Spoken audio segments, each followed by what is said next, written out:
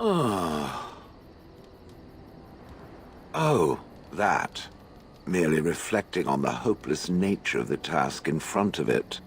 The most likely outcome is that it and its companions will become a stain on some rock for the Darkspawn to tread upon.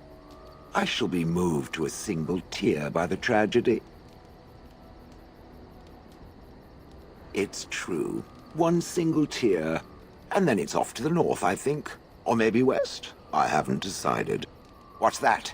Did it hear flapping wings? There may be pigeons nearby. We should be alert. Ah. Different? Different than what? Different than a statue? Different than a log? Should I talk in a monotone? Yes, Master, I exist to serve the Master. I shall kill for the Master and only for the Master. Perhaps it expected me to have a booming voice. Recite limericks. I can recite limericks, if it likes. Mostly they involve slaughtering pigeons in creative and invasive manners. I have never met another golem. I have no idea what one might be like, or why I wouldn't be like them. Why? Has it met other golems? Did they not sound as I do? Did I say it was bad? Huh. It thinks I hang on its every word, waiting for approval. I don't know what other golems might be like, but I am already superior by virtue of my free will. This is a good thing. Imagine the benefits. No need to eat or sleep or perform other functions. Walk underwater, crush the heads of every opponent. The possibilities are limitless. Barring the occasional 30 years or so of paralysis, there's little to compare. Now stop talking so much. The wagging of its moist little tongue is distracting.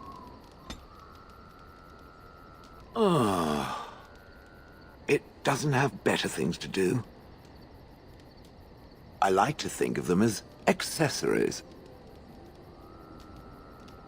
I suspect that it is an art that was practiced when golems were more, commonplace. My former master collected whatever lore he could find on the subject. He searched far and wide to collect what crystals he could and then added them. It is not an unpleasant sensation. So I would assume. My former master enjoyed poking around the ruins in the deep roads after all, and bartering with others who did. As I understand it, the crystals allow me to alter the flow of magic around me. Wilhelm had hoped to turn me into a battery of mana, something he could tap at will. Some of the crystals increase the presence of mana, some absorb or reflect spells. There are various kinds. All I can promise is that should it ever find one of these crystals, I can likely tell it the function and what it would do if added to me. Why not? I don't get to wear clothing and other adornments like the rest of you creatures after all. That answers its question, I assume? Unless it has more. Did I not already tell it that I do not remember doing such? I remember having a master. My memories of what happened to him are vague.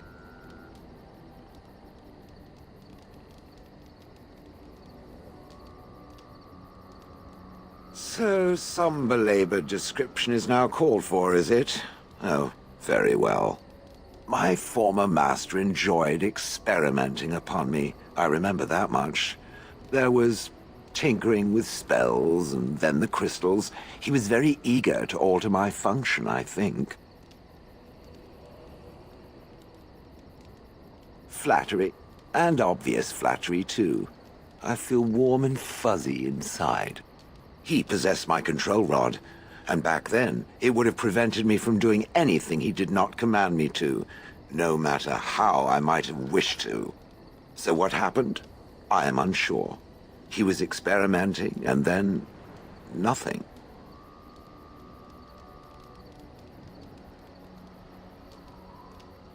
There was pain. I do not feel it as soft creatures do. So the memory is an odd one. And then he was gone. I was standing where I was, in the village, and I could no longer move. The villagers came, poked and prodded me in fear, and then realized they could neither move me nor destroy me. So they simply left me. And in time, I forgot I hadn't stood there all along. In fact, at first, I found it more of a relief. For so many years, I'd had to leap to that little toadstool's every command. Get this, pick up that, put it down, pick it up again.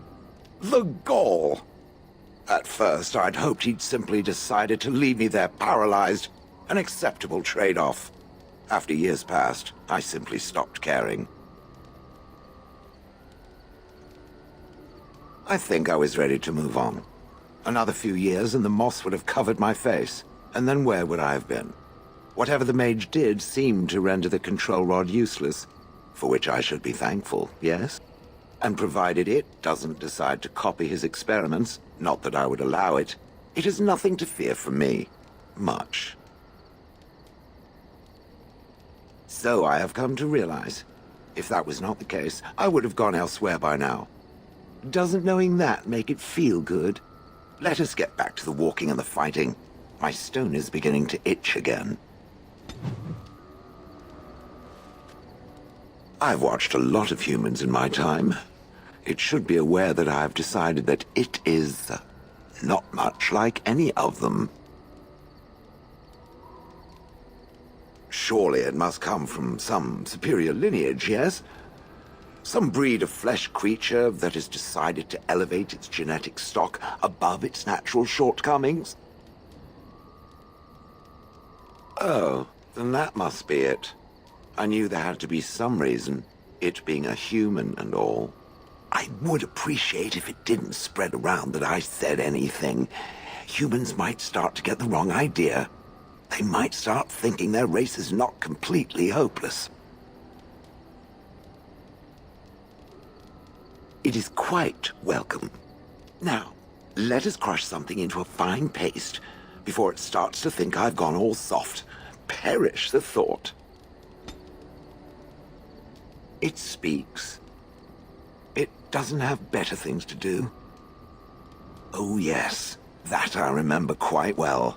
My former master, the mage Wilhelm, he brought me. As I recall, he had acquired some position with whatever lord ruled the land. I, being little more than a glorified possession at the time, was brought along.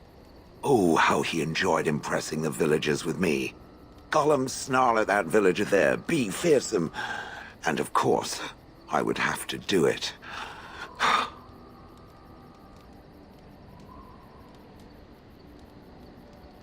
He did love using that control rod. Fondled it so much, his wife actually threatened to throw it in the lake. Ha! I would have liked to have seen that. Which reminds me, where did it find the rod? Did it pay a great deal for it? Good. Clearly, I am worth it. That is where Wilhelm kept me. He wanted me out in the open where I could be frightening like a scarecrow. I was supposed to watch for thieves. Pah! Plus, his wife didn't want me indoors. She said there wasn't room for me. Hag. Humph! I was once larger, 10 feet tall. Then the loathsome hag complained that I couldn't fit through the doors. So the mage had me shrunk down. Can it believe it? And she still wanted me out. With a chisel and a lot of nerve. I'd have happily stomped them all into paste, and then ripped down their little houses and stomped on them, too. In fact, after 30 years of watching them, I'd do it twice. What I didn't like was being ordered to do it. Dangled in front of those frightened morons like some scary thing. Once I was a statue, it took those villagers years before they'd even approach me. The first one to actually work up the nerve to touch me urinated himself. Ugh.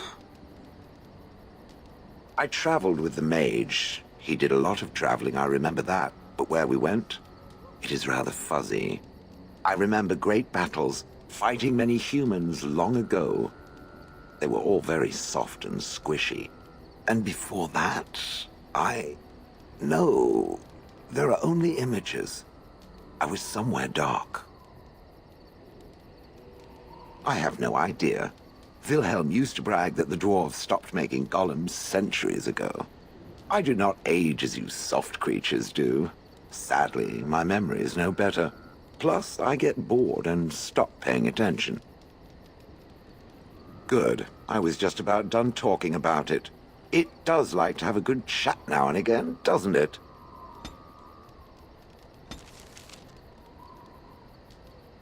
It speaks.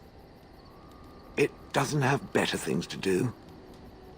That part I know, as Wilhelm often bragged about it to whomever was willing to listen to him.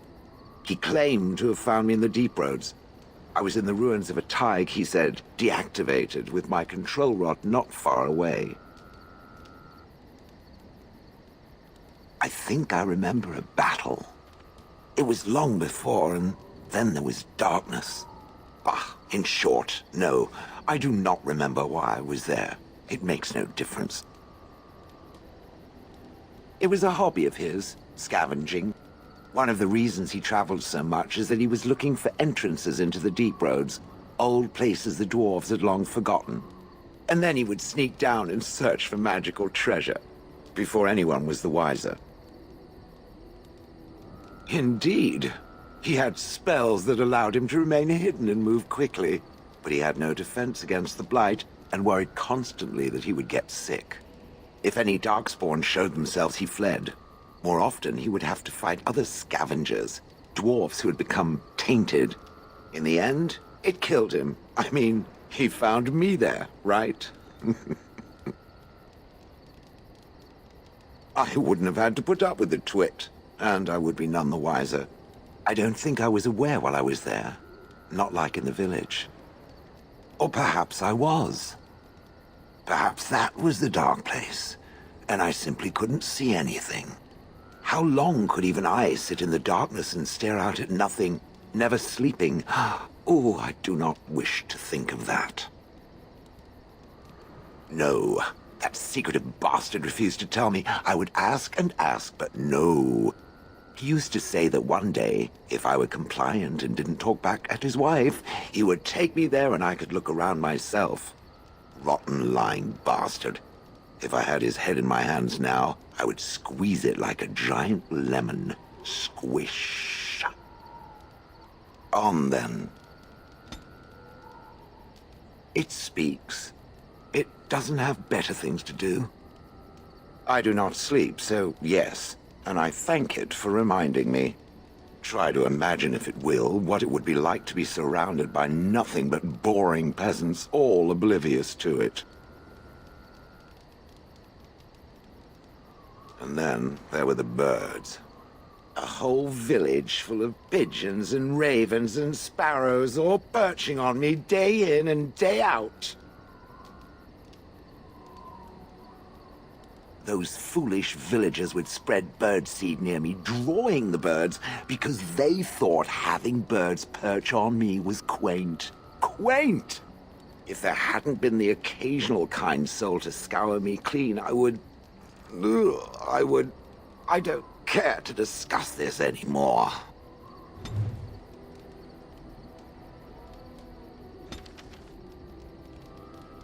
It speaks. It doesn't have better things to do. That is true. I do not. I'm not interested in getting into a discussion on the subject, however. Ask another time. If it is done asking overly obvious questions, let us find some humans to throw off a cliff, or something.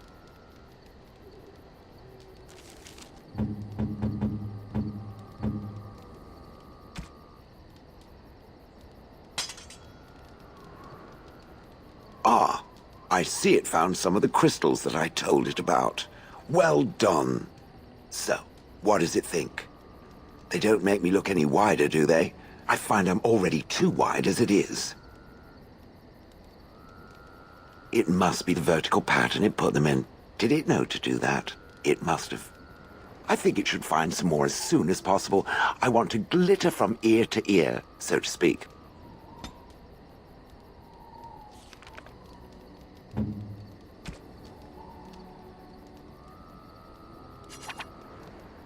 Ooh, shiny.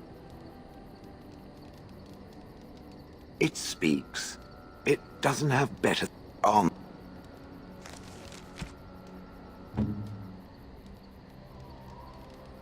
Ooh, shiny. It speaks. Yes, its adventures are interesting, even if the chances for success are remarkably slim. It would be better to throw oneself off a cliff, I suspect. Does it wish me to leave? I can, though I see no reason to go. No doubt. Without me, it would have to carry its inventory on its own. Perhaps we should continue. Its chances of success are small enough without further dawdling.